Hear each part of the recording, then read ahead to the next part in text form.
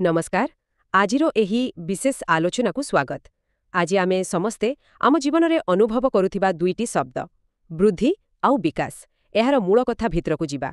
एगुड़िक शुणिबाकू बेले बेले बहुत साधारण लागे किंतु एहा भितरे माने बहुत कथा अछि। हाँ निश्चित भाव में आम पाखे आज किसी एमती बहुविकल्पीय प्रश्न मैंने एमसीक्यूज अच्छी और तार विश्लेषण भी अच्छी सेटा को धरिक आम चेष्टा करवा यही जटिल लगुवा विषय को टिके सहजरे बुझापी और मजा भी लगे।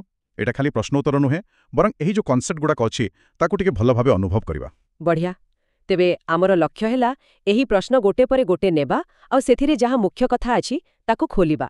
चलंतु आरंभ करिबा प्रथम प्रश्न रुही जहा कि एकदम मूल कथा। प्रश्नटी हुछि वृद्धि कौन आउ विकल्प अछि ए गुणात्मक बी परिमाणात्मक सी उभय डी कोनोसीटी नुहे। तेबे एठी सठिक उत्तर हेबो बी परिमाणात्मक माने क्वांटिटेटिव। देखंतु वृद्धि शब्दटा मुख्यतः कौन बुझाए शरीर रे जो परिवर्तन हेउछि जाहाकू आमे मापी पारिबा सीधा कथा जेमिति कि आकार बढ़िला उच्चता बढ़िला ओजन बढ़िला किंबा हाथ गोड़ लंबा हेला एसबू को आमे संख्यारे कहि पारिबा केते इंच बढ़िला केते सेंटीमीटर केते केजी।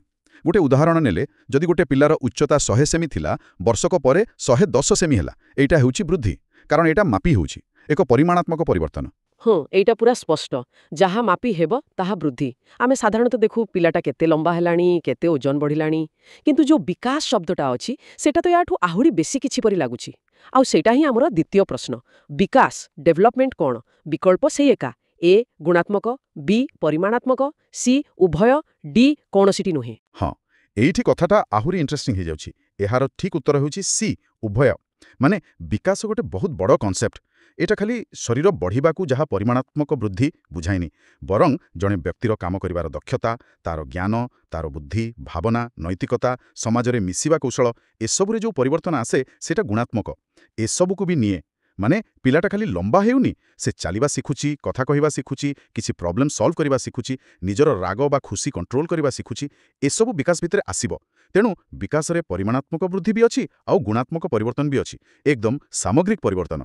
ओहो बुझिली तेबे विकास माने वृद्धि तो अछि ता सहित आहुरी अनेक किछि मिसिकी अछि जेमिति गोटे पिला खेलिला बेले तार देह तो बढुछि ता सहित से खेलर नियम भी बुझुछि सेटा बुद्धिर विकास। हाँ ठीक आउ सांगमानंक सह केमिति मिलिमिशि खेलिबो सेटा भी शिखुछि सामाजिक विकास एकदम। एबे मनकु आसुछि ए जो एते बड़ विकास प्रक्रिया एहाकु केउ जिंस सबु प्रभावित करे। एटा हमर तृतीय प्रश्न विकास केउ मानंक द्वारा प्रभावित हुए। विकल्प हेला ए केवल वंशानुक्रम बी केवल परिवेश सी ए एवं बी उभय डी कोनोसीटी नुहे। एहार सठिक उत्तर हेबो सी ए एवं बी उभय। एटा गोटे फंडामेंटाल कथा आमर जो विकास हुए सेटा खाली आमे बापा मांकुठू पाइथिबा जिन्स जहाकू हेरिडिटी बा वंशानुक्रम कहा जाए ऊपर निर्भर करेनी किंबा खाली आमे को परिवेश रे बढ़ुचे एनवायरनमेंट ता ऊपर भी नुहे बरं ए दीटा जिनिस भितर गोटे इंटरैक्शन चले गोटे जटिल पारस्परिक क्रिया सेइथिरो आम विकास रूपरेखा तैयारी हुए। वंशानुक्रम आमको गोटे पोटेंशियल दिए माने संभावना जेमती आमे केते उच्चा ही पारिबा किछिटा बुद्धि किंबा को कामरे आम नेचुरल इंक्लिनेशन रहिबो किंतु से संभावनाटा केते पूरा हेबो सेटा निर्भर करे परिवेश उपरे माने आमको केमती खाइबा पीबा मिलुछि केमती शिक्षा मिलुछि घरे केमती स्नेह मिलुछि समाज रे कोन अनुभूति मिलुछि एमती अनेक किछि। उदाहरण देखंतु जने पिलार हुए तो जेनेटिक्स भलो अछि क्रिकेट खेलिबा पई किंतु जदि ताकू केबे सुजोग ही मिलेनी बैट धरिबाकू कि भलो कोचिंग पाइबाकू तेबे से प्रतिभाटा हुए तो सेमती रहिजिवो पूरा विकसित हेबनी। हाँ ए कथाटा वास्तविक बहुत गभीर माने किए सफल हेले खाली तार प्रतिभा बोली कहिबा कि विफल हेले खाली परिवेश को दोष देबा सेटा ठीक नुहे। ना ना एकदम नुहे एटा दुईटा जाकर मिलित खेल। अच्छा तेबे विकास उपरे वंशानुक्रम आउ परिवेश दुहिंकर प्रभाव अछि किंतु एही जो विकास होउछि एटा कोन समस्तंक पई एका भली हुए एका स्पीड रे हुए एहाकु नै हमर चतुर्थ प्रश्न। एटा विकासर किछि नीति बा प्रिंसिपल विषय प्रश्न हेला निम्नलिखित मध्यरु केउटी विकासर नीति नुहे। विकल्प गुड़िक हेला ए एहा एक निरंतर प्रक्रिया बी व्यक्तिगत भिन्नतार नीति सी समस्तंक पई विकास समान डी साधारणरु निर्दिष्टतार नीति। एठी प्रश्न पचारिछि केउटा नीति नुहे तेणु आमको भूल स्टेटमेंटा खोजिबाकू पड़िबो आउ सेटा हेउछि सी समस्तंकर पई विकास समान। एटा विकासर नीति नुहे बरं एक भूल धारणा। प्रकृत कथा हेला विकासर गोटे बहुत गुरुत्वपूर्ण नीति हेउछि बी व्यक्तिगत भिन्नतार नीति प्रिंसिपल ऑफ इंडिविजुअल डिफरेंसेस माने प्रत्येक लोक निजर गोटे यूनिक रेट आउ स्टाइन रे विकसित हुए। कोनोसी दीटा पिला एपरिकी गोटे घरर भाई भौणी बा ट्विन्स भी ठीक एका समय बा ठीक एका भाव विकासर सबु स्टेप पार करंतिनी किए शीघ्र चलिबा शिखे किए टिके डेरी रे किए शीघ्र कथा कहे किए टिके परे ଅନ୍ୟ ବିକଳ୍ପଗୁଡ଼ିକ କିନ୍ତୁ ଠିକ୍ ନୀତି। ଯେମିତି ଏ ବିକାଶ ଏକ ନିରନ୍ତର ପ୍ରକ୍ରିୟା। ହଁ, ଏଟା ଜନ୍ମରୁ ବରଂ ଗର୍ଭରୁ ଆରମ୍ଭ ହୋଇ ମୃତ୍ୟୁ ଯାଏଁ ଚାଲେ। ଆଉ ଡି ବିକାଶ ସାଧାରଣରୁ ନିର୍ଦ୍ଦିଷ୍ଟତା ଆଡ଼କୁ ଯାଏ, ମାନେ ଜେନେରାଲ ଟୁ ସ୍ପେସିଫିକ୍। ଯେମିତି ପିଲାଟେ ପ୍ରଥମେ ଗୋଟା ଜିନିଷ ଧରିବାକୁ ପୁରା ହାତ ବ୍ୟବହାର କରେ, ସାଧାରଣ। ପରେ ଧୀରେ ଧୀରେ ଖାଲି ଆଙ୍ଗୁଠିରେ ଧରିବା ଶିଖେ, ନିର୍ଦ୍ଦିଷ୍ଟ। ଆଚ୍ଛା, ତେବେ ସେଇ ଯୋଉ ବଂଶାନୁକ୍ରମ ଆଉ ପରିବେଶର ମିଶାମିଶି ପ୍ରଭାବ, ସେଇଥିରୁ ହିଁ ବୋଧେ ଏଇ ଇଣ୍ଡିଭିଜୁଆଲ ଡିଫରେନ୍ସେସ୍ ଆସେ, ହଁ, ମୁଖ୍ୟତଃ ସେଇଆ। ଯାହା ଫଳରେ ବିକାଶ ସମସ୍ତଙ୍କ ପାଇଁ ସମାନ ନୁହେଁ। ଏଇଟା ବୁଝିବା ପରେ ବିକାଶର ଆଉ ଗୋଟେ ଡିରେକ୍ସନ ବା ଦିଗ ବିଷୟରେ ଦେଖିବା। କୁହନ୍ତି ବିକାଶର ଗୋଟେ ନିର୍ଦ୍ଦିଷ୍ଟ ଦିଗ ଥାଏ। ସେଇଟାକୁ ନେଇ ଆମର ପଞ୍ଚମ ପ୍ରଶ୍ନ। ପ୍ରକ୍ସିମୋଡିଷ୍ଟଲ ଦିଗନୀତିରେ ବିକାଶ କେଉଁଠାରୁ ଆଗକୁ ବଢ଼େ?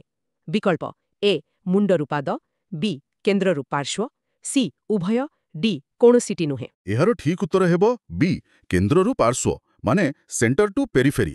ପ୍ରକ୍ସିମୋଡିଷ୍ଟଲ ନୀତିଟା ଗୋଟେ ମଜାଦାର କଥା। ଏଇଟା କହେ ଯେ ଆମ ଦେହର ବିକାଶ ଆଉ ତା ଉପରେ ଆମର କଣ୍ଟ୍ରୋଲ ଶରୀରର କେନ୍ଦ୍ର ଭାଗରୁ ଆରମ୍ଭ ହୁଏ, ଯେମିତି ମେରୁଦଣ୍ଡ ପାଖ ଅଞ୍ଚଳରୁ, ଆଉ ସେଠୁ ଧୀରେ ଧୀରେ ବାହାର ଆଡ଼କୁ ଯାଏ, ମାନେ ପାର୍ଶ୍ୱବର୍ତ୍ତୀ ଅଙ୍ଗ ଆଡ଼କୁ, ଯେମିତି କାନ୍ଧ, ବାହୁ, ହାତ ଆଉ ଶେଷରେ ଆଙ୍ଗୁଠି। ଏହାର ଭଲ ଉଦାହରଣ ଛୋଟ ପିଲାଙ୍କଠି ଦେଖାଯାଏ। ସେମାନେ ଦେଖିବେ ପ୍ରଥମେ ପୁରା ବାହୁଟାକୁ ହଲେଇ ପାରନ୍ତି, କିନ୍ତୁ ହାତ ବା ଆଙ୍ଗୁଠି ଉପରେ ସେତେ କଣ୍ଟ୍ରୋଲ ନଥାଏ। ଗୋଟେ ବଡ଼ ଜିନିଷକୁ ପୁରା ହାତରେ ଧରିବାକୁ ଚେଷ୍ଟା କରନ୍ତି। ତାପରେ ଧୀରେ ଧୀରେ କହୁଣି, କାଛାଟି ଆଉ ଶେଷରେ ଆଙ୍ଗୁଠିକୁ ଫାଇନ୍ କଣ୍ଟ୍ରୋଲ କରିବା ଶିଖନ୍ତି, ଯେମିତି ଛୋଟ ଜିନିଷ ଧରିବା ବା ପେନ୍ସିଲରେ ଗାରେଇବା। ଆଉ ଗୋଟେ ମୁଖ୍ୟ ଦିଗ ନୀତି ଅଛି ସେଫାଲୋକଡଲ। ସେଇଟା ହେଲା ବିକଳ୍ପ ଏ ମୁଣ୍ଡରୁ ପାଦ, ମାନେ ଦେହର ଉପର ଅଂଶର କଣ୍ଟ୍ରୋଲ ଆଗ ଆସେ, ତାପରେ ତଳ ଅଂଶର। ଶିଶୁ ଆଗ ମୁଣ୍ଡ ସମ୍ଭାଳେ, ତାପରେ ବସେ, ତାପରେ ଚାଲେ।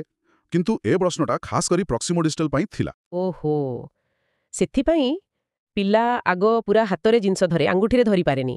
ଏଇଟା ତ ଆମେ ସବୁବେଳେ ଦେଖୁ, କିନ୍ତୁ ଏହା ପଛରେ ଏମିତି ଗୋଟେ ନୀତି ଅଛି ବୋଲି ଜାଣିନଥିଲି। ଭାରି ମଜା ଲାଗିଲା। ଏବେ ଗୋଟେ ମୂଳ ପ୍ରଶ୍ନ, ଏ ଯେଉଁ ସବୁ ବିକାଶର କଥା କହୁଛେ, ଏଇଟା ଆରମ୍ଭ ହୁଏ କେବେଠୁ? ଆମର ଷଷ୍ଠ ପ୍ରଶ୍ନ, ବିକାଶ କେଉଁଠାରୁ ଆରମ୍ଭ ହୁଏ? ବିକଳ୍ପ ଅଛି ଏ ପ୍ରାକ୍ଜନ୍ମ ଅବସ୍ଥା, ବି ଜନ୍ମ ପରବର୍ତ୍ତୀ ଅବସ୍ଥା, ସି ଉଭୟ, ଡି କୌଣସିଟି ନୁହେଁ। ହଁ, ଏଇଟା ବୋଧେ ଅନେକଙ୍କୁ ଆଶ୍ଚର୍ଯ୍ୟ ଲାଗିପାରେ, କିନ୍ତୁ ଠିକ୍ ଉତ୍ତର ହେଉଛି ଏ ପ୍ରାକ୍-ଜନ୍ମ ଅବସ୍ଥା, ମାନେ ପ୍ରିନେଟାଲ ଷ୍ଟେଜ୍। ସାଧାରଣତଃ ଆମେ ଭାବୁ ପିଲାଟା ଜନ୍ମ ହେଲା ପରେ ଯାଇ ତାର ବିକାଶ ଆରମ୍ଭ ହୁଏ, କାରଣ ସେତେବେଳେ ଆମେ ତାକୁ ଦେଖିପାରୁ, ତାର ବଢ଼ିବା, ତାର ପରିବର୍ତ୍ତନ ଦେଖିପାରୁ। କିନ୍ତୁ ପ୍ରକୃତ କଥା ହେଲା ବିକାଶର ପ୍ରକ୍ରିୟାଟା ଗର୍ଭଧାରଣ ହେବା ମୁହୂର୍ତ୍ତରୁ ହିଁ ଆରମ୍ଭ ହୋଇଯାଇଥାଏ। ମା ପେଟରେ ସେ ଯେଉଁ 9 ମାସ ରୁହେ, ସେ ଭିତରେ ହିଁ ଶିଶୁର ଶରୀରର ପ୍ରାୟ ସବୁ ମୁଖ୍ୟ ଅଙ୍ଗ, ସ୍ନାୟୁ ପ୍ରଣାଳୀ, ଏପରିକି କିଛି ମୌଳିକ ସମ୍ବେଦନା ଆଉ ପ୍ରତିକ୍ରିୟା ବି ବିକାଶ ହୋଇସାରିଥାଏ।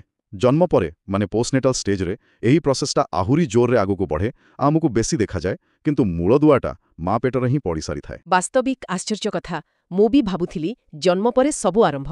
ଏହା ଜାଣିଲା ପରେ ତ ଗର୍ଭାବସ୍ଥାର ଗୁରୁତ୍ୱ ଆହୁରି ବଢ଼ିଗଲା ପରି ଲାଗୁଛି।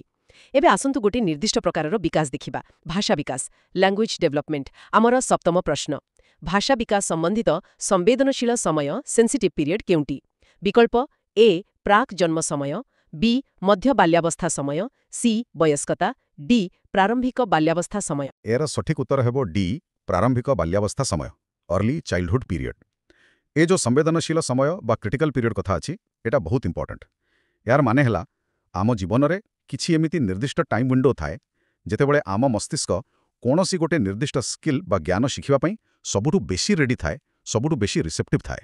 ଯଦି ସେହି ସମୟରେ ତାକୁ ଠିକ୍ ଏକ୍ସପିରିଏନ୍ସ ବା ଷ୍ଟିମୁଲେସନ୍ ମିଳେ, ତେବେ ସେହି ସ୍କିଲ୍ଟା ବହୁତ ସହଜରେ ଆଉ ଭଲ ଭାବରେ ଆୟତ୍ତ ହୋଇଯାଏ। ଭାଷା ଶିଖିବା ପାଇଁ ପ୍ରାରମ୍ଭିକ ବାଲ୍ୟାବସ୍ଥା, ମାନେ ସାଧାରଣତଃ ଜନ୍ମରୁ ପ୍ରାୟ 6 ବର୍ଷ ଯାଏଁ, ଏହି ସମୟଟାକୁ ସବୁଠୁ ସେନ୍ସିଟିଭ୍ ବୋଲି କୁହାଯାଏ। ଏହି ସମୟରେ ପିଲାଙ୍କ ବ୍ରେନ୍ର ଯେଉଁ ଲାଙ୍ଗୁଏଜ୍ ସେଣ୍ଟରଗୁଡ଼ାକ ଥାଏ, ସେଗୁଡ଼ାକ ଭାରି ଆକ୍ଟିଭ୍ ଥାଏ। ସେମାନେ ବହୁତ ଇଜିଲି ପାଖାପାଖରୁ ଶବ୍ଦ, ଧ୍ୱନି, ବାକ୍ୟ ଗଠନ, ଏପରିକି ଗ୍ରାମରର ଜଟିଳ ନିୟମ ସବୁ ଶିଖି ନିଅନ୍ତି। ଏହାର ମାନେ ନୁହେଁ ଯେ ଏହା ପରେ ଆଉ ଭାଷା ଶିଖି ହେବନି, ହବ, କିନ୍ତୁ ଟିକେ ବେଶୀ ଏଫର୍ଟ ଦେବାକୁ ପଡ଼େ, ଟିକେ କଷ୍ଟ ହୁଏ ତ ଲାଗିପାରେ। ଆଚ୍ଛା, ସେଥିପାଇଁ ଗୋଟେ ଛୋଟ ପିଲାମାନେ ଏତେ ସହଜରେ ଗୋଟିଏ କି ଦିଟା ଭାଷା ଶିଖିଯାନ୍ତି? ହଁ ହଁ ଆମେ ଚତୁର୍ଥ ପ୍ରଶ୍ନରେ ଦେଖିଥିଲେ ଯେ ବିକାଶ ସମସ୍ତଙ୍କ ପାଇଁ ସମାନ ନୁହେଁ। ଏବେ ଅଷ୍ଟମ ପ୍ରଶ୍ନ ସେଇ କନସେପ୍ଟକୁ ଆଉ ଟିକେ ଆଗକୁ ନେଉଛି। ଆମେ ସମସ୍ତେ ଆମର ବୁଦ୍ଧିମତ୍ତା, ପ୍ରେରଣା, ଆଗ୍ରହ ଇତ୍ୟାଦି ଦୃଷ୍ଟିରୁ ଭିନ୍ନ। ଏହି ନୀତି କ'ଣ? ବିକଳ୍ପ ଏ ବ୍ୟକ୍ତିଗତ ଭିନ୍ନତା, ବି ବୁଦ୍ଧିମତ୍ତାର ସିଦ୍ଧାନ୍ତ, ସି ବଂଶାନୁକ୍ରମ, ଡି ପରିବେଶ। ହଁ, ଏହାର ଉତ୍ତର ଏ ବ୍ୟକ୍ତିଗତ ଭିନ୍ନତା, ଇଣ୍ଡିଭିଜୁଆଲ ଡିଫରେନ୍ସେସ୍ ହିଁ ହେବ। ଆମେ ଆଗରୁ ଦେଖିଥିଲେ ବିକାଶର ରେଟ୍ରେ ଭିନ୍ନତା। ଏବେ ଏଇ ପ୍ରଶ୍ନ କହୁଛି ଯେ ଆମେ ଖାଲି ବିକାଶର ଗତିରେ ନୁହେଁ, ବରଂ ଆମର ମାନସିକ କ୍ଷମତା, ଯେମିତିକି ବୁଦ୍ଧି, ଆମର ପସନ୍ଦ ନାପସନ୍ଦ, ମାନେ ଆଗ୍ରହ, କେଉଁ କଥା ଆମକୁ କାମ କରିବାକୁ ମୋଟିଭେଟ୍ କରେ, ପ୍ରେରଣା, ଆମର ପର୍ସନାଲିଟି, ଏସବୁ ଦିଗରୁ ବି ଆମେ ଜଣେ ଆଉ ଜଣଠୁ ଅଲଗା। କୌଣସି ଦୁଇ ଜଣ ଲୋକ ପୁରାପୁରି ସମାନ ନୁହନ୍ତି। ଆଉ ଏଇ ଯେଉଁ ଭିନ୍ନତା ଅଛି, ଏଇଟାକୁ ଆକ୍ସେପ୍ଟ କରିବା ଆଉ ରେସ୍ପେକ୍ଟ ଦେବା ବହୁତ ଜରୁରୀ, ବିଶେଷ କରି ଶିକ୍ଷା କ୍ଷେତ୍ରରେ ଆଉ ପିଲାଙ୍କୁ ବଢ଼େଇବା କ୍ଷେତ୍ରରେ। ଯଦି ଜଣେ ଶିକ୍ଷକ ବା ବାପା ମା ବୁଝିବେ ଯେ ପ୍ରତ୍ୟେକ ପିଲାର ଶିଖିବାର ଷ୍ଟାଇଲ୍, ତାର ଗତି, ତାର ଇଣ୍ଟରେଷ୍ଟ ଅଲଗା, ତେବେ ସେମାନେ ନିଜର ପଢ଼େଇବା ବା ବୁଝେଇବା ଢଙ୍ଗକୁ ସେହି ଅନୁସାରେ ଆଡଜଷ୍ଟ କରିପାରିବେ। ହଁ, ଏଇଟା ବାସ୍ତବିକ ବହୁତ ଗୁରୁତ୍ୱପୂର୍ଣ୍ଣ କଥା। ଏମିତି ବୁଝିଲେ ଆଉ ପିଲାଙ୍କ ଉପରେ ଅଯଥା ଚାପ ପଡ଼ିବନି କି ସମସ୍ତଙ୍କୁ ଗୋଟିଏ ବାଡ଼ିରେ ପିଟିବା ଭଳି ହେବନି। ଭଲ। ଏହାପରେ ଆମେ ଆସିବା ଗୋଟେ ବହୁତ ଫେମସ୍ ପ୍ରସଙ୍ଗକୁ। ଆମର ନବମ ପ୍ରଶ୍ନ, ପ୍ରକୃତି ବନାମ ପାଳନ, ନେଚର ନର୍ଚର ବିତର୍କ କ'ଣ? ବିକଳ୍ପ ଏ ଜେନେଟିକ୍ସ ଏବଂ ପରିବେଶ, ବି ବ୍ୟବହାର ଏବଂ ପରିବେଶ, ସି ପରିବେଶ ଏବଂ ଜୀବବିଜ୍ଞାନ, ଡି ପରିବେଶ ଏବଂ ପାଳନ। ଏହାର ଠିକ୍ ଉତ୍ତର ହେଉଛି ଏ ଜେନେଟିକ୍ସ ଏବଂ ପରିବେଶ, ମାନେ ଜେନେଟିକ୍ସ ଆଣ୍ଡ ଏନଭାୟରନମେଣ୍ଟ। ଏ ଯେଉଁ ନେଚର ଭର୍ସେସ୍ ନର୍ଚର ଡିବେଟ୍, ଏଟା ମନୋବିଜ୍ଞାନ ଆଉ ତା ସହ ଜଡ଼ିତ ଫିଲ୍ଡଗୁଡ଼ିକରେ ଶହ ଶହ ବର୍ଷ ହେଲା ଚାଲିଛି। ଏଠି ପ୍ରକୃତି ବା ନେଚର ଶବ୍ଦଟା ଆମର ବାୟୋଲୋଜିକାଲ ବା ଜେନେଟିକ୍ ଇନହେରିଟେନ୍ସକୁ ବୁଝାଏ, ମାନେ ଆମେ ବଂଶାନୁକ୍ରମରେ କ'ଣ ପାଇଛେ। ଆଉ ପାଳନ ବା ନର୍ଚର ଶବ୍ଦଟା ଆମ ଜୀବନରେ ଆମ ଉପରେ ପଡ଼ୁଥିବା ସବୁ ଏନଭାୟରମେଣ୍ଟାଲ ଇନଫ୍ଲୁଏନ୍ସକୁ ବୁଝାଏ। ପରିବାର, ସମାଜ, ସ୍କୁଲ, ସାଙ୍ଗସାଥୀ, ସଂସ୍କୃତି, ଆର୍ଥିକ ଅବସ୍ଥା, ଆମର ନିଜର ଏକ୍ସପିରିଏନ୍ସ, ଏମିତି ସବୁକିଛି। ପୁରୁଣା କାଳରେ ଡିବେଟ୍ଟା ଥିଲା ମଣିଷର ପର୍ସନାଲିଟି, ବୁଦ୍ଧି, ବିହେଭିୟର ଏସବୁକୁ ଗଢ଼ିବାରେ କାହାର ରୋଲ୍ ବେଶୀ, ନେଚରର ନା ନର୍ଚରର, କିଏ ବେଶୀ ପାୱାରଫୁଲ୍। କିନ୍ତୁ ଏବେକାର ରିସର୍ଚ୍ଚ କହୁଛି ଯେ ଏଇଟା ନା ସେଇଟା ଭଳି ପ୍ରଶ୍ନ ନୁହେଁ, ବରଂ ନେଚର ଆଉ ନର୍ଚର ଦୁଇଟା ଯାକ ବହୁତ ଗୁରୁତ୍ୱପୂର୍ଣ୍ଣ, ଆଉ ସେମାନେ ପରସ୍ପର ସହ ବହୁତ କମ୍ପ୍ଲେକ୍ସ ୱେରେ ଇଣ୍ଟରାକ୍ଟ କରନ୍ତି, ଯାହା ଆମ ବିକାଶକୁ ସେପ୍ ଦିଏ। ଏବେ ଡିବେଟ୍ଟା କିଏ ବେଶୀ ନୁହେଁ, ବରଂ କେମିତି ମିଶିକି କାମ କରନ୍ତି ସେଟା ଉପରେ ବେଶୀ ଫୋକସ୍ କରୁଛି। ହଁ, ଏଇଟା ତ ଆମେ ତୃତୀୟ ପ୍ରଶ୍ନରେ ଯେଉଁ କଥା ହେଉଥିଲେ, ବଂଶାନୁକ୍ରମ ଆଉ ପରିବେଶର ମିଳିତ ପ୍ରଭାବ, ସେଇ କଥାଟାକୁ ହିଁ ଆଉ ଟିକେ ଭଲ ଭାବରେ ବୁଝେଇ ଦେଉଛି। ଏକଦମ। କେବଳ କିଏ ଅଧିକ ବଦଳରେ କେମିତି ଏକାଠି କାମ କରନ୍ତି ସେଇଟା ବୁଝିବା ଦରକାର। ବହୁତ ଭଲ। ଏବେ ଆମେ ଆସିଲେ ଆମର ଶେଷ ପ୍ରଶ୍ନକୁ, 10 ନମ୍ବର ପ୍ରଶ୍ନ। ଏଇଟା ପୁଣି ବିକାଶର ନୀତି ବିଷୟରେ।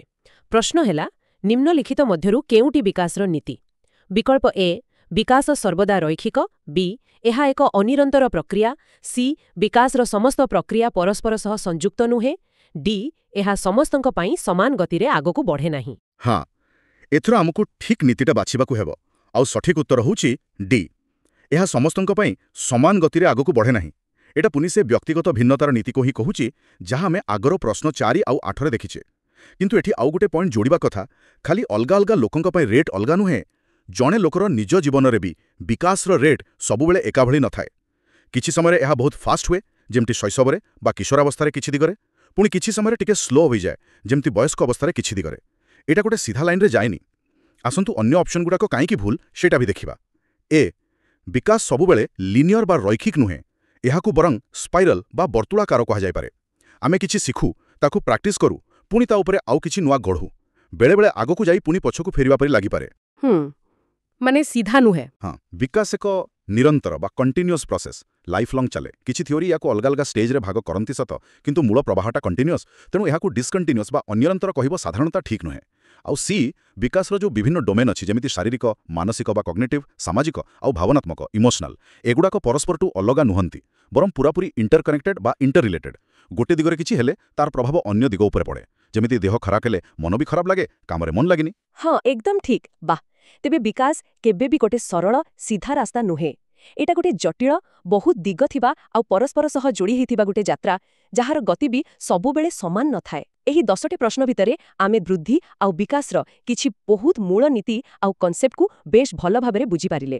ଯଦି ମୁଁ ସମରାଇଜ୍ କରିବି, ତେବେ ଆମେ ଜାଣିଲେ ଯେ ବୃଦ୍ଧି ମୁଖ୍ୟତଃ ଯାହା ମାପି ହୁଏ ଶାରୀରିକ ପରିବର୍ତ୍ତନ, କିନ୍ତୁ ବିକାଶ ବହୁତ ବଡ଼, ସେଥିରେ ପରିମାଣ ସହ ଗୁଣ ବି ଅଛି, ସ୍କିଲ୍, ବୁଦ୍ଧି, ଭାବନା ସବୁ। ହଁ। ଆମେ ଦେଖିଲେ କେମିତି ବଂଶାନୁକ୍ରମ ଆଉ ପରିବେଶ, ମାନେ ନେଚର ଆଉ ନର୍ଚର ଦୁହେଁ ମିଶି କାମ କରନ୍ତି, ଆଉ ସେଇଥିପାଇଁ ଇଣ୍ଡିଭିଜୁଆଲ ଡିଫରେନ୍ସ ଆସେ। ସମସ୍ତଙ୍କର ବିକାଶ ସମାନ ନୁହେଁ, ସମାନ ଗତିରେ ବି ନୁହେଁ। ଠିକ୍। ଆମେ ବିକାଶର ଦିଗ, ଯେମିତି କେନ୍ଦ୍ରରୁ ପାର୍ଶ୍ୱକୁ, ଏହା କେବେଠୁ ଆରମ୍ଭ ହୁଏ, ମା ପେଟରୁ, ଆଉ ଭାଷା ଶିଖିବା ପାଇଁ ସେନ୍ସିଟିଭ୍ ପିରିୟଡ଼ ବିଷୟରେ ବି ଜାଣିଲେ। ପାରିବା। ତେବେ ଆମ ଆଲୋଚନାର ଶେଷରେ ମୁଁ ସମସ୍ତଙ୍କ ପାଇଁ ଗୋଟେ ଭାବିବା ପାଇଁ ପ୍ରଶ୍ନ ଛାଡ଼ି ଯାଉଛି। ଯେତେବେଳେ ଆମେ ଏ କଥାଟାକୁ ଭଲ ଭାବରେ ବୁଝୁଛେ ଯେ ପ୍ରତ୍ୟେକ ମଣିଷର ବିକାଶ ଯାତ୍ରାଟା ୟୁନିକ୍, ତାର ରେଟ୍, ଷ୍ଟାଇଲ୍, ଇଣ୍ଟରେଷ୍ଟ, ପୋଟେନ୍ସିଆଲ ସବୁ ଅଲଗା, ଆଉ ଏଇଟା ହେରିଡିଟି ଆଉ ହଜାରେ ପ୍ରକାର ଏନଭାୟରମେଣ୍ଟାଲ ଫ୍ୟାକ୍ଟର୍ସର କମ୍ପ୍ଲେକ୍ସ ଇଣ୍ଟରାକ୍ସନ୍ ଦ୍ୱାରା ପ୍ରଭାବିତ।